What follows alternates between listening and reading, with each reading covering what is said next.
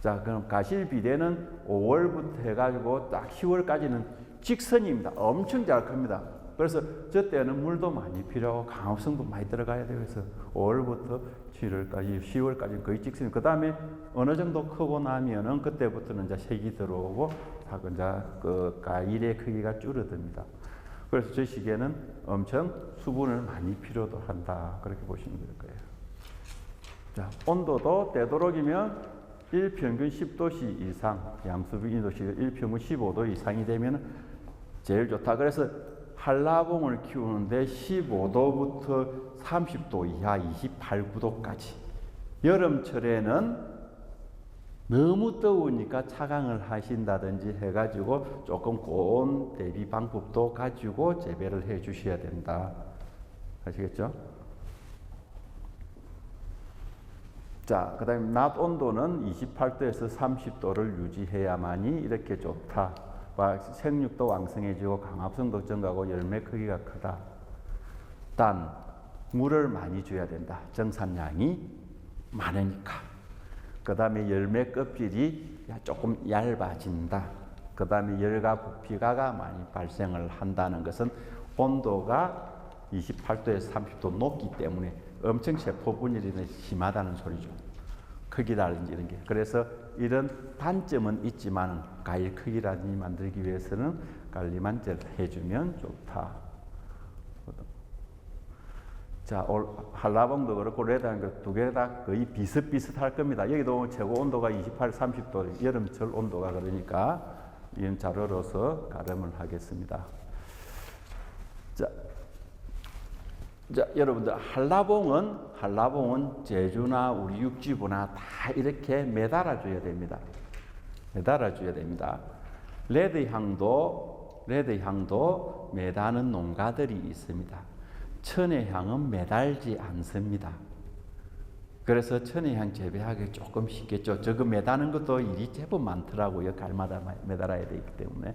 그래서 이런 부분도 아마 고려를 해주시고, 여기 보시면은 이 봉우리가 온도 교차가 크면 클수록 이 봉우리는 커집니다. 높아집니다. 온도 교차가 크면 클수록. 그런데 세력이 작은 나무에서 온도 교차가 크다고 해서 봉우리가 커지나 세력이 작은 나무에서는 그렇지 않습니다. 그래서 세력이 적당한 나무 같은 경우에는 온도 교차가 크면 클수록 이런 발현이 잘 된다. 12에서 15도 정도. 봉 같은 경우에는 온도 교차가 많이 큽니다. 그래서 이렇게 보시면 됩니다. 자, 그 다음에 온도 관리. 자, 망감류 전체적으로 보면은 생육 초기에는 야간 10도, 주간 20도 잘 자랍니다. 그래서 지금 심어 놓으신 분들은 지금 온도가 야간에 영하로 내려갑니다. 그래서 새순이 벌써 나온다고 하시니까 좋은 피해 안 받게끔 잘 관리를 부탁을 드리고요. 그 다음 생리 낙각이 아까 보면 7월 20일 정도 생리 낙각이라고 했죠. 그때는 28도씨 무조건 이하로 만들어 주셔야 됩니다. 이상이 되고 나면은 고온장애해서 옷이 싹 떨어져 버립니다. 그 다음에 성숙기에는 15도에서 20도씨가 제일 좋다. 자라는 데는 제일 잘 자란다. 수확기에서는 5도씨 정도를 유지해 주면 된다. 자, 수확기 시에 한라봉, 천혜향이나 레드향은 안 하셔도 됩니다. 근데 한라봉은 만약에 내가 수확이 다 됐는데 신맛이 많아. 그럼 내가 상품으로서의 그게 많이 떨어지잖아요. 그래서 수확하기 15일 전에 최소한 온도를 10도 이상으로 유지를 시켜 주시라. 그러면은 신맛이 많이 떨어집니다. 내가 급하다 하면 일주일 정도라도 그렇게 해 주시면 신맛이 많이 떨어져요. 그런데 농가에서 실제로 이야기하면은 기름값 때문에 아무도 안 하더라고요. 네?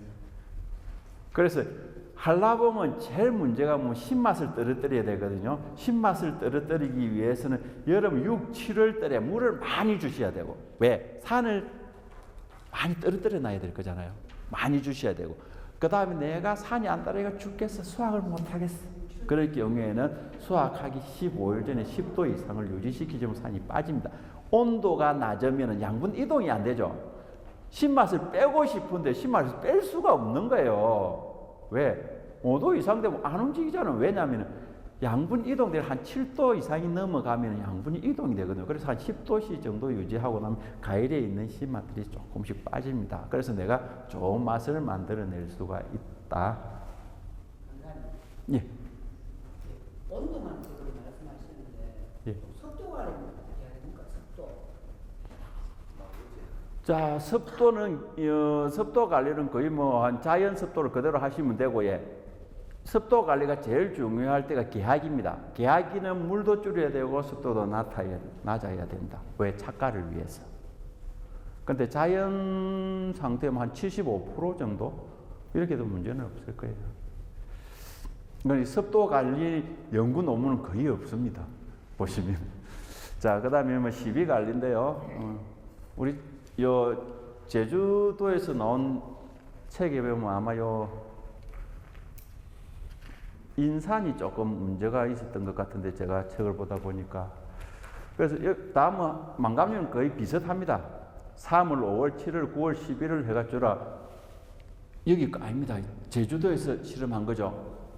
제주도하고 육지부하고 차이가 뭡니까? 토양 차이. 예? 토양 차이. 토양 차이죠. 제주도는 하산 해토입니다.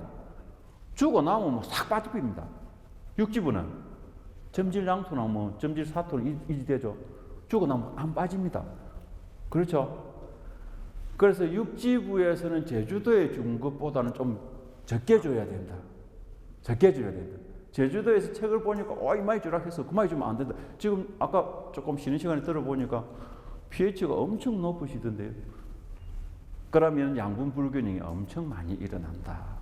그래서 지금 시비하는 것도 보면 자 8 맞춤형비로 16, 28 같은 경우에는 50. 그 다음에 뭐 이걸 또 50, 다 그렇습니다. 그래서 자 질소 성분이 8kg가 필요하다. 그럼 얼마를 줘야 될까 궁금하시잖아요. 8 나누기 0.16, 16%죠, 요게. NPK잖아요. 질소 인산칼리. 인산칼리를 중심으로 두니까 질소를 중심으로 둡니다. 질소를 가지고 8 나누기 0.16 하면 50이 나올 거예요. 한번 해보세요. 나오는 거. 그래서 그렇게 계산합니다. 여기도 보면은 9 나누기 0.16 하면 57이 나올 거예요. 육지는 턱에 비해서 어느 정도 들어야 됩니까? 와, 제가 지금 여기 토양을 모르기 때문에 얼마를 줄여야 되는 거는 제가 저희들 같은 경우에는 뭐 875를 주로 해서 875를 주는 농가들 보면 좀 가다. 그래서 뭐 되도록이면 질소, 인산칼리는 그대로 주더라고 해도 질소 부분은 한 절반 정도를 좀 줄이자. 그래서 전혀 문제 없이 생산을 하고는 있습니다. 레드향하고 뭐 한라봉은 그래도 한 번 더 많죠. 11월 달인데 레드향은 좀 일찍 수확을 하죠. 아까 말씀드렸듯이 조금 뭐 한 1개월이나 좀 되기 때문에 한 4번 정도만 주면 된다. 50이라는 게 단위가 뭐예요? 킬로그램입니다. 50kg. 예. 그러니까 두포 뭐 40kg 아닙니까? 두포 반. 여기도 내나 똑같습니다. 한라봉 천혜향하고 황금항인데 다 뭐 비슷하고 황금항은 당해에 수확을 하라 했죠. 12월 달에 수확을 하라 했으니까 12하는 게 3번. 한라봉하고 천혜향은 그 이듬해 수확을 해야 되니까 5번. 앞에 거랑 비슷할 거예요. 그래서 여기는 이제 성분량은 이렇고 단용비로 요소는 46%죠. 8 나누기 0.46 하면 17.4가 나올 거예요. 그럼 용성 인비는 얼마예요? 내가 보니까 50에서 60까지 있더라고요. 그래서 50%나 60%에 따라서 계산하시면 염화칼리는 17% 들어있습니다. 그래서 이런 식으로 해서 계산하면은 이 비율들이 나옵니다. 자, 보시고 하시면 될 거고요. 그 다음에 이제 우리가 이제 재배를 하다 보면은 조금 봄에 잎이 났는데 이게 녹화가 좀 늦어져. 계속 온도가 높으면 계속 자라는 잎이 많아요. 그래서 빨리 강압성을 좀 했으면 좋겠는데 이게 잘 안 되더라. 그래서 빨리 경화시키고 강압성을 하기 위해서는 요소하고 마그네슘, 요소보다는 마그네슘. 그래서 항산 마그네슘을 한 말에 60g에서 7일 간격으로 한 3일 정도 살포를 하고 나면 잎이 빨리 새파랗게 된다. 예? 새파랗게 된다, 경화가 된다. 여름순 같은 경우에는 한 마리에 30에서 40g. 그 다음에 요소와 항산 마그네슘을 혼용할 경우에는 요소 40g에 항산 마그네슘 60g 말에다 해가 하고 오면 살포를 옆면 살포를 하고 나면은 빨리 잎이 굳어진다. 아시겠죠? 잎이 굳어진다. 이 부분은 한번 시용을 해 보셔야 되고, 뭐 시비 관리에서 뭐 다른 거는 뭐 비료는 이렇게 질소부터 인산까지 쭉 있습니다. 그래서 부산물 비료 중에 중요한 것은 부산물 비료 중에 유기질 비료하고 부숙 유기질 비료입니다. 그래서 실질적으로 보면 유기질 비료는 공정규격상 NPK 합이 5에서 20% 이상 딱 정해져 있습니다. 부숙 유기질 비료는 양분이 없습니다. 공정규격이 없습니다. 예? 이런 규격 없는 것보다 있어야만이 내가 얼마 들은 걸 알 수가 있겠죠. 그 다음에 쭉 보시면은 기타 유기질 비료 같은 CBU, 곰팡이라든지 분해가 되고 가격이 비싸다.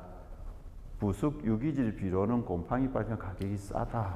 그래서 가격이 싸기 때문에 이걸 많이 쓰는데, 부숙 유기질 비료를 많이 쓰는데, 이거는 성분이 뭐가 들어있고 얼마 들어가니 내가 알 수가 없더라.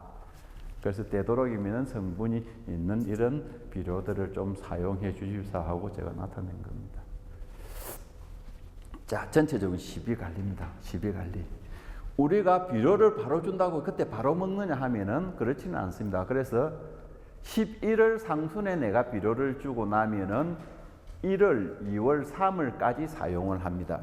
그 다음에 3, 4월 달에 준다고 하면은 5, 6, 7월까지, 그 다음에 5, 7, 9 하면은 8, 9, 10, 11 이런 식으로 한다. 그래서 내가 하분화라든지 조금 내한성을 높이고 싶고 이런데 내가 봄에 줄 수 있느냐? 봄에 주갖고는 전혀 효과가 없다. 그래서 조금 하분화를 촉진하고 맹화를 촉진하기 위해서는 11월 달에 비료를 줘야만이 조금 저장 양분으로 가서 그 이듬해 하분화라든지 맹화라든지 도움을 준다.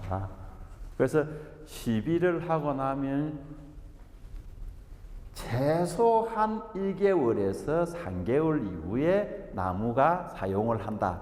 아시겠죠? 내가 지금 비료 준다고 이거 바로 먹고 효과가 나다. 예. 그렇죠. 온도가 높으면 이건 더 당겨진다. 그리고 대비를 하는데 그냥 땅 위에다 뿌리는 거하고 조금 파가지고 주는 거하고 또 틀리다.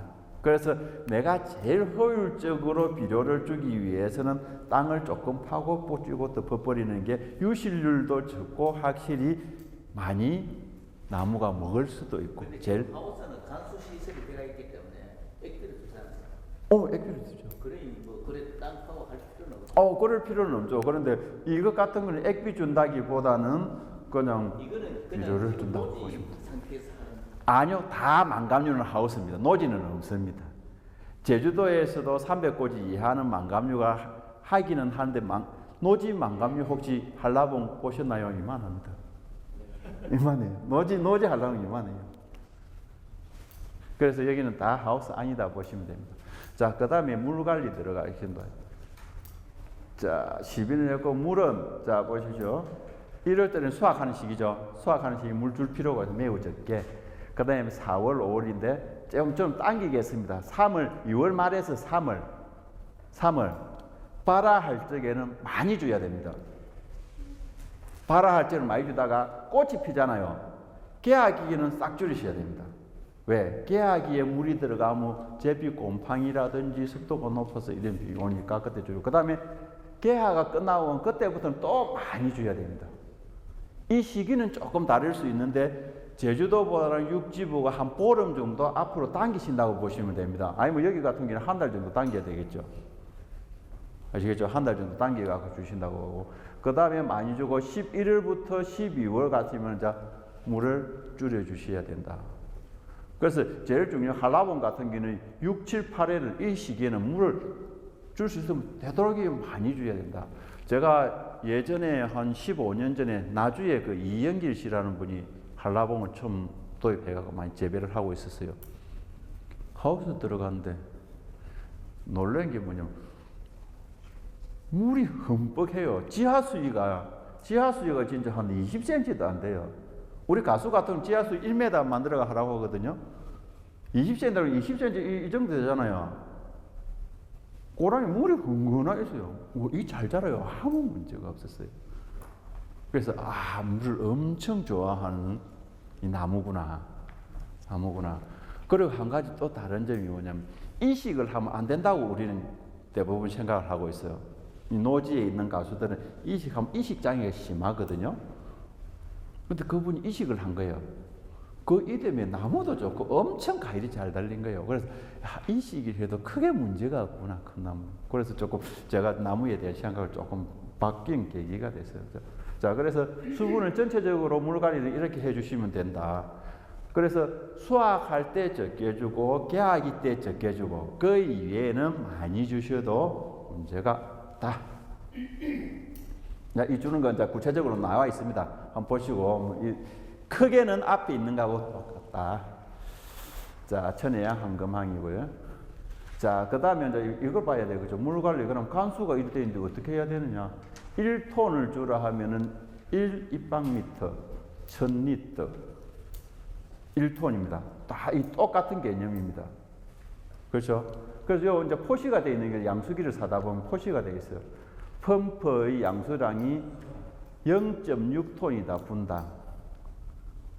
그러면은 300평에 20톤을 물을 주려면 33분 틀면은 20톤이 물이 들어간다. 그렇죠? 그 다음에 펌프의 토출량이 200리터다. 이건 200리터는 0.2톤인 거잖아요. 0.2톤 같은 경우에는 300평당 20톤을 주기 위해서는 100분을 돌리면은 20톤이 들어간다. 그래서 여기 보시면 이게 리터로 되어 있는지, 입방미터로 되어 있는지 모타를 보시고 판단을 해가지고 양수 시간을 계산하시면 되겠습니다. 자, 물 관리 다 똑같습니다. 전쟁 후에 물 충분히 간수해가 발화를 촉진해라는 거하고 발화하고 백하기에는 물을 조금 줄여라. 그 다음에 이때는 많이 주고 깨하기에는 물을 좀 줄여라. 똑같은 건 앞에 있던 내용 그대로입니다.